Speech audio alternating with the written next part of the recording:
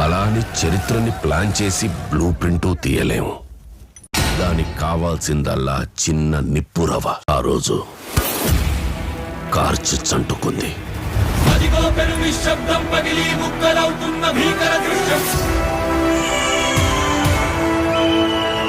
అలలెగసిన తడి అలజడి ఆగ్రహ తేజమై రూపు దాల్చిన సత్యం. ఆగ్రహపరాయణ దీక్షా పర్వం ఆహో ఆరంభం.